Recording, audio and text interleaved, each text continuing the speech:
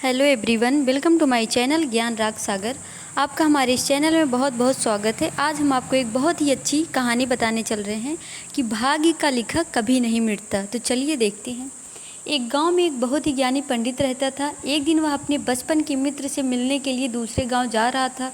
उसका मित्र बचपन से ही गूंगा और एक पैर से अपाहिज था। उसके मित्र का गाँव काफ़ी दूर था। रास्ते में कई छोटे छोटे गाँव पड़ते थे। पंडित अपनी धुन में आगे चला जा रहा था। तभी रास्ते में उसे एक आदमी मिल गया। वह भी पंडित के साथ साथ चलने लगा। पंडित ने सोचा, चलो अच्छा ही हुआ, साथ साथ चलने से सफ़र जल्दी कट जाएगा। चलते चलते पंडित ने उस आदमी से उसका नाम पूछा कि तुम्हारा नाम क्या है। दोस्तों, बहुत ही अच्छी कहानी है यार, इसको पूरा आप वीडियो पूरा देखिएगा। तो उस आदमी ने अपना नाम महाकाल बताया। पंडित को यह नाम थोड़ा अजीब सा लगा, पर पंडित ने नाम के विषय में कुछ पूछना उचित नहीं समझा। दोनों धीरे धीरे साथ में चल ही रहे थे। तभी रास्ते में एक गांव आया तो महाकाल ने पंडित से कहा कि तुम आगे चलो, मुझे इस गांव में एक संदेशा देना है, मैं तुमसे आगे मिलता हूँ। पंडित ने कहा ठीक है, और वह आगे की ओर चल दिया। तभी गांव में खबर फैली कि एक व्यक्ति को भैंसे ने मार दिया है। जैसे ही भैंस ने उस व्यक्ति को मारा, ठीक थोड़ी ही देर में वहाँ महाकाल पहुँचा। और उसके बाद क्या हुआ अब हम आगे बताने चल रहे हैं। और महाकाल वापस आ गया। फिर चलते चलते दोनों एक दूसरे गांव के बाहर पहुँचते हैं। यहाँ पर एक छोटा सा मंदिर बना था और ठहरने की व्यवस्था भी अच्छी लग रही थी। पंडित के मित्र का गांव भी वहाँ से अभी काफ़ी दूर था और रात्रि भी होने वाली थी। तो पंडित ने महाकाल से कहा, रात्रि होने वाली है, पूरा दिन चलते चलते थकान भी लग रही है और भूख भी लग रही है, हम यहीं भोजन करके आराम कर लेते हैं, कल सुबह आराम से आगे का सफ़र करेंगे। महाकाल ने कहा ठीक है, मुझे इस गांव में किसी को कोई ज़रूरी सामान देना है, अब चलिए मैं यहाँ पे आराम करता हूँ। उसके बाद कहा कि तुम खाना खाकर आराम करो, मैं बाद में आकर खा लूँगा। इतना कहकर वह वहाँ से चला गया। लेकिन उसके जाते ही कुछ देर बाद उस गांव में धुआं उठता दिखाई दिया और देखते ही देखते पूरे गांव में आग लग गई। पंडित ने आश्चर्य से सोचा कि यह कैसा हो रहा है, या कैसी विडंबना है। यह महाकाल जहाँ भी जाता है वहाँ किसी न किसी तरह की हानि जरूर हो जाती है, कुछ तो गड़बड़ है। लेकिन पंडित ने रात्रि में महाकाल से इस बात का कोई जिक्र नहीं किया। सुबह दोनों ने फिर अपने गंतव्य की ओर चलना प्रारंभ कर दिया। कुछ ही देर में फिर एक गांव आया। कुछ ही देर बाद फिर एक छोटा सा गांव सामने दिखाई दिया। तो महाकाल ने फिर पंडित से कहा, आप आगे चलते जाइए, मैं कुछ देर में आपको मिलता हूँ, मुझे इस गांव में कुछ ज़रूरी काम है, मैं काम करके आपसे आगे मिलता हूँ। यह कहकर महाकाल जाने लगा। लेकिन इस बार पंडित आगे नहीं बढ़ा। उसके मन में काफ़ी सारे सवाल थे, इसलिए वह आगे नहीं बढ़ा, बल्कि वहीं खड़ा होकर महाकाल को देखता रहा कि अब वह कहाँ जाता है और क्या करता है। तभी लोगों की आवाज़ें सुनाई देने लगी कि किसी व्यक्ति को सांप ने काट लिया है और वह मर गया है। ठीक उसी समय महाकाल फिर से उस पंडित के पास पहुंच गया और महाकाल पंडित के पास पहुंचा और फिर बोला। लेकिन इस बार पंडित को सहन नहीं हुआ। उसने महाकाल से पूछ ही लिया कि तुम जिस गांव में जाते हो वहाँ कोई ना कोई नुकसान ज़रूर हो जाता है, क्या तुम मुझे बता सकते हो ऐसा क्यों हो रहा है। तो महाकाल ने जवाब दिया, पंडित जी आप तो मुझे बहुत बड़े ज्ञानी मालूम होते हैं। उस महाकाल ने जवाब दिया कि पंडित आप तो मुझे बहुत बड़े ज्ञानी महसूस होते हैं, इसलिए मैं आपके साथ चलने लगा था, क्योंकि ज्ञानियों का संग बहुत अच्छा होता है। परंतु आप अभी तक समझ नहीं पाए कि मैं कौन हूँ। पंडित ने कहा, मैं समझ गया हूँ, लेकिन मुझे कुछ शंका है। अगर आप ही अपना उपयुक्त परिचय दे दें तो मुझे शंका नहीं होगी और मेरे मन में जो भी सवाल हैं वह दूर हो सकेंगे, ऐसा पंडित जी ने महाकाल से कहा।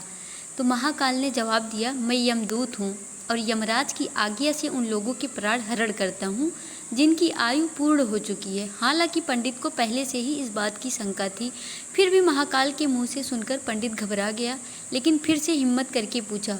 सुनने के बाद पंडित को भी डर लग गया, लेकिन उसने फिर भी हिम्मत करके महाकाल से पूछ ही लिया, अगर ऐसी बात है और तुम सचमुच यमदूत हो तो बताओ अगली मृत्यु किसकी है। यमदूत ने जवाब दिया, अगली मृत्यु तुम्हारे उसी मित्र की है जिससे तुम मिलने जा रहे हो, और उसकी मृत्यु का कारण भी तुम ही बनोगे। यह बात सुनकर पंडित सहम सा गया। ऐसा सुनने के बाद पंडित जी के हाव भाव एकदम बक रह गए और वह एकदम सोचने लगा। पंडित सोच में पड़ गया कि यदि वास्तव में यह यमदूत हुआ तो उसकी बात भी सही होगी। मेरे कारण मेरे बचपन के सबसे अच्छे मित्र की मृत्यु हो जाएगी। इसलिए अच्छा यही होगा कि मैं अपने मित्र से मिलने ही ना जाऊं। कम से कम मैं तो उसकी मृत्यु का कारण नहीं बनूंगा। और ऐसा सोचकर पंडित जी विचार करने लगे कि मैं अपने मित्र से मिलने ही ना जाऊं। महाकाल ने कहा, तुम जो सोच रहे हो वह सब मुझे पता है, मगर तुम्हारे अपने मित्र से मिलने न जाने से नियति नहीं बदल जाएगी। तुम्हारे मित्र की मृत्यु निश्चित है और वह अगले कुछ ही क्षणों में घटित होने वाली है। महाकाल के मुंह से ऐसी बातें सुनकर पंडित जी के होश उड़ गए और वह डरने लगा, क्योंकि पंडित जी को एक झटका सा लगा, क्योंकि महाकाल ने उसके मन की बात जान ली थी, जो कि एक साधारण व्यक्ति के लिए संभव नहीं है। अब तो पंडित को विश्वास हो गया कि यह महाकाल सचमुच में ही यमदूत है, वह अपने मित्र की मृत्यु का कारण ना बने। वह यही विचार करने लगा कि वह कैसे अपने मित्र की जान बचा सके और वह उसका कारण वह खुद ना बने।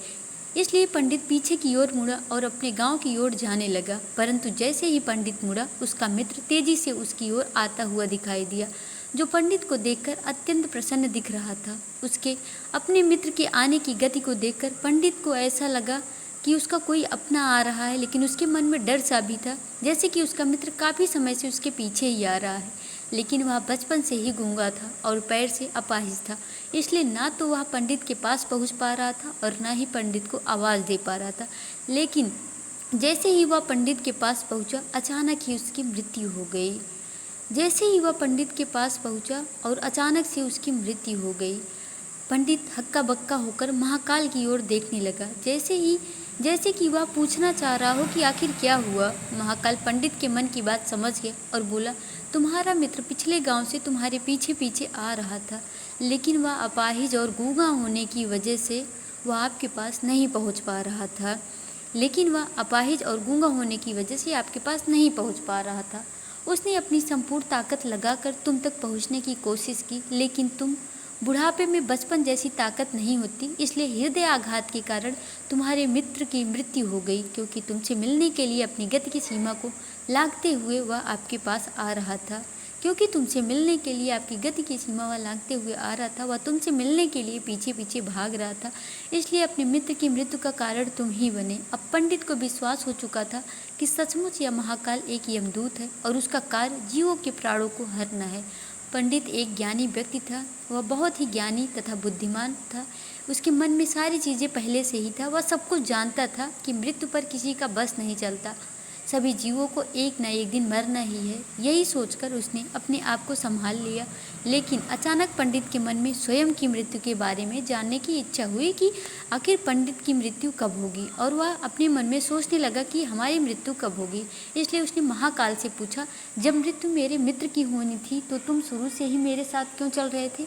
महाकाल ने जवाब दिया, मैं तो सभी के साथ चलता हूँ और हर क्षण चलता रहता हूँ, किंतु लोग पहचान नहीं पाते, क्योंकि लोगों के पास अपनी समस्याओं के अलावा किसी और चीज़ के लिए समय ही नहीं है, और वो देख ही नहीं पाते कि मैं उनके पीछे पीछे उनके साथ चल रहा हूँ।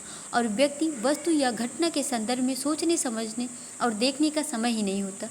पंडित ने कहा, क्या तुम बता सकती हो कि मेरी मृत्यु कब और कैसे होगी? तो महाकाल ने कहा, हालांकि किसी सामान्य जीव को यह जानना ठीक नहीं है, क्योंकि कोई भी जीव अपनी मृत्यु के बारे में सुनकर वह बर्दाश्त नहीं कर पाएगा, वह सहन नहीं कर पाएगा। तो इस वजह से यह चीज़ किसी को जानने का नहीं है, क्योंकि जानने के बाद आदमी दुखी हो जाता है। लेकिन तुम ज्ञानी व्यक्ति प्रतीत होते हो, और अपने मित्र की मृत्यु को तुमने जितनी आसानी से सहन कर लिया है, उसे देखकर लगता है कि तुम अपनी मृत्यु के बारे में जानकर भी दुखी नहीं होगे। इसलिए मैं तुम्हें बता देता हूँ कि तुम्हारी मृत्यु कब होगी। और महाकाल ने पंडित जी को बताना शुरू किया कि तुम्हारी मृत्यु आज से ठीक 6 महीने बाद आज के ही दिन किसी दूसरे राज्य में फांसी लगने से होगी। और सबसे आश्चर्य की बात यह होगी कि तुम स्वयं खुशी से फांसी को स्वीकार कर लोगे। इतना कहकर महाकाल जाने लगा, क्योंकि महाकाल का पंडित जी के साथ चलते रहना यह भी एक अच्छी बात नहीं थी, क्योंकि अब कोई कारण ही नहीं था। पंडित भी अपने मित्र की यथाशक्ति कर्मकांड करके अपने गांव चला गया। लेकिन कोई व्यक्ति कितना भी ज्ञानी क्यों ना हो, अपनी मृत्यु की बात सुनकर दुखी तो होता ही है, और मृत्यु से बचने के लिए कुछ न कुछ करता ही है। और यही बात पंडित जी पर हुई। पंडित जी भी अपनी मृत्यु से बचने के लिए कुछ न कुछ सोचने लगे कि मैं ऐसा क्या करूं कि मैं बच जाऊं। मैं पंडित विद्वान था, इसलिए उसकी ख्याति उस राज्य के राजा तक थी। उस पंडित ने सोचा कि राजा के पास तो कोई ज्ञानी मंत्री है, वे मेरी मृत्यु से संबंधित समस्या का कोई न कोई हल निकाल ही लेंगे। लेकिन पंडित यह सोचते हुए राज दरबार में पहुंच जाता है और अपने मन में सोचता रहता है कि मैं अपनी मृत्यु से बचने का क्या उपाय करूं। और उसने वहां जाकर राजा को सारा वृत्तांत सुनाया। राजा ने यह बात अपने मंत्रियों को बताई और उनसे सलाह मांगी। अंत में सभी ने विचार विमर्श करके यह कहा कि अगर पंडित की बात सही है तो यह तो निश्चित है कि उसकी मृत्यु हुई 6 महीने के बाद ही होगी, और उसकी मृत्यु के बाद हम देखेंगे कि यह बात इसकी सत्य थी कि नहीं सत्य थी। लेकिन मृत्यु तब होगी जब वह दूसरे राज्य में जाएगा। यदि वह दूसरे राज्य में जाएगा ही नहीं तो मृत्यु भी नहीं होगी। मंत्रियों की यह सलाह राजा को भी ठीक लगी। बहुत सोच समझकर राजा ने पंडित के रहने की व्यवस्था महल में ही कर दी और राजा के आदेश के बिना उस पंडित से किसी को भी मिलने नहीं दिया जाता था। लेकिन पंडित कहीं भी आ जा सकता था ताकि पंडित को यह ना लगे कि वह राजा की कैद में है। परंतु पंडित डर के कारण स्वयं ही कहीं आता जाता नहीं था। धीरे धीरे पंडित की मृत्यु का समय नज़दीक आने लगा और आखिरकार वह दिन भी आ गया जो दिन महाकाल ने बताया था कि इसी दिन तुम्हारी मृत्यु होगी, और वो भी फांसी लगाकर होगी। जिस दिन पंडित की मृत्यु होने वाली थी, पंडित अपनी मृत्यु को लेकर बहुत चिंतित था। इसलिए उस दिन पंडित डर के मारे जल्दी ही सो गया ताकि जल्दी से वह रात बीत जाए और अगला दिन आ जाए तो मृत्यु टल सके। लेकिन पंडित को स्वयं नींद में चलने की बीमारी थी। पंडित नींद में चलते थे और वह यही बीमारी इनकी मृत्यु का कारण भी बनी देखते हैं, और इस बीमारी के बारे में वह स्वयं भी नहीं जानता था। अतः राजा के किसी वैद्य को बताने का तो प्रश्न ही नहीं उठता। उसी रात पंडित को नींद में चलने का दौरा पड़ा। वह उठा और जेल से निकलकर अस्तबल में गया। पंडित राजा का खास मेहमान था और वह इसलिए किसी पहरेदार ने भी उसे नहीं रोका, ना ही किसी तरह की पूछताछ की। अस्तबल में पहुंचकर वह सबसे तेज चलने वाले घोड़े की पीठ पर सवार होकर नींद में ही राज्य की सीमा के बाहर दूसरे राज्य में चला गया।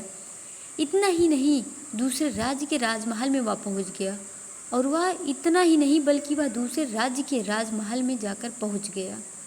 नींद में चलने की बीमारी थी और वह दूसरे राज्य पहुंच गया, और उस महल के पहरेदार ने भी उसे रोका नहीं और ना ही कोई पूछताछ की। सभी लोग रात्रि के अंतिम प्रहर होने के कारण नींद में थे और वह पंडित सीधे राजा के शयन कक्ष में पहुंच गया, जहां राजा और रानी सो रहे थे।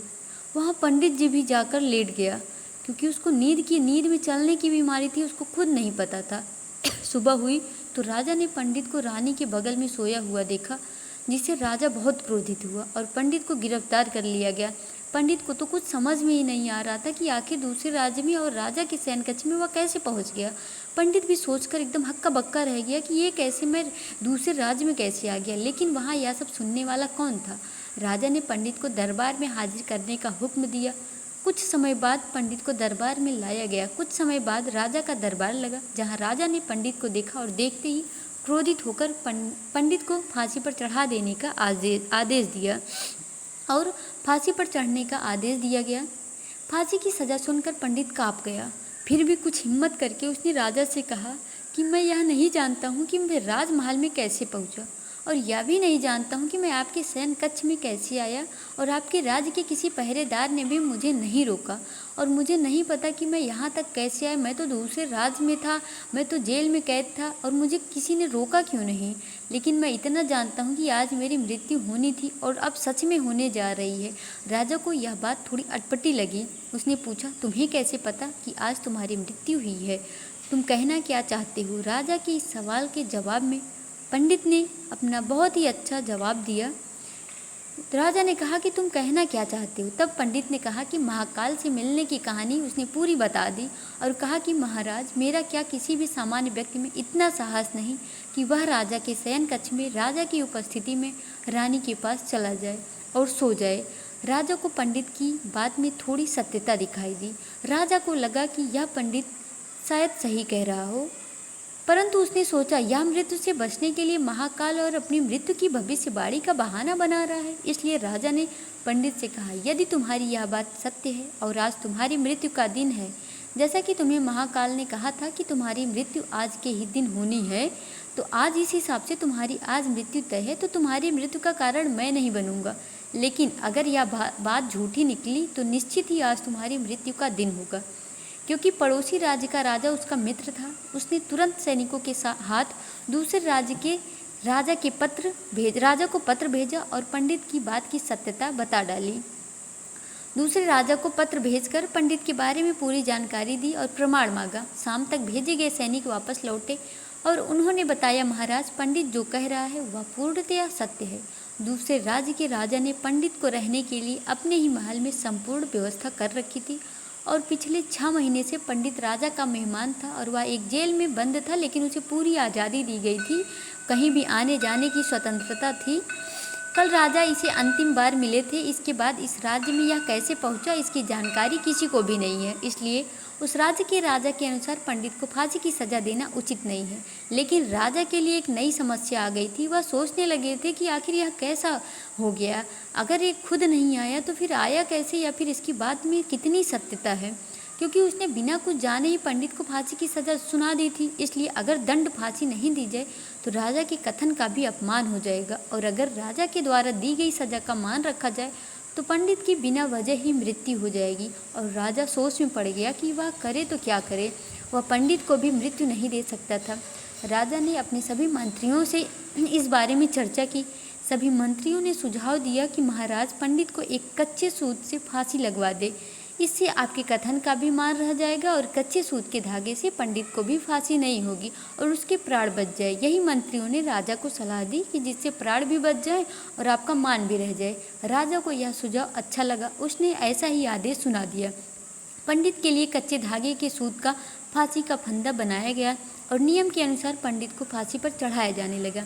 सभी लोग खुश थे कि ना तो पंडित मरेगा, ना ही राजा का वचन झूठा पड़ेगा, और दोनों भी सही सलामत रहेंगे। पंडित की जान भी बच जाएगी और राजा की बात का अपमान भी नहीं होगा।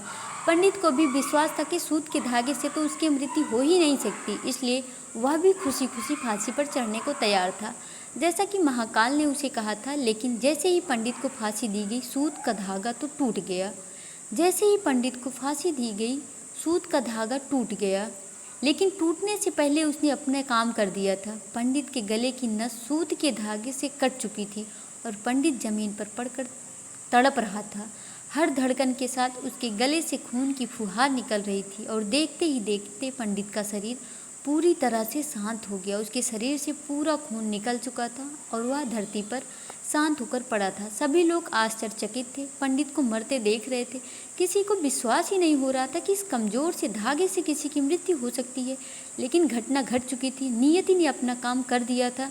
जो होना था वह होकर ही रहता है, और यही बात सत्य है कि भाग्य का लिखा कभी नहीं मिटता है। जो होना है, जिस समय होना है, जहाँ पर होना है, वह होकर रहेगा। हम चाहे जितनी भी सावधानियाँ बरतें, जितना भी उपाय कर लें, लेकिन हर घटना और घटना की पूरी प्रणाली पहले से ही तय होती है, जिसे हम थोड़ा सा भी इधर उधर नहीं कर सकते। इसलिए ईश्वर ने हमें भविष्य जानने की क्षमता नहीं दी है। हम कुछ पहले से नहीं जान सकते, ना ही हमारे अंदर ऐसी क्षमता ही है कि हम किसी चीज़ को जान सकें, ताकि हम अपने जीवन को ज़्यादा बेहतर ढंग से जी सकें। और यही बात उस पंडित पर भी लागू होती है। यही पंडित ने महाकाल से अपनी मृत्यु के बारे में ना पूछा होता तो 6 महीने राजा की कैद में डर कर जीने की बजाय ज़्यादा बेहतर जीवन जीता और खुशी से जीता। उसने डर डर कर बिताया।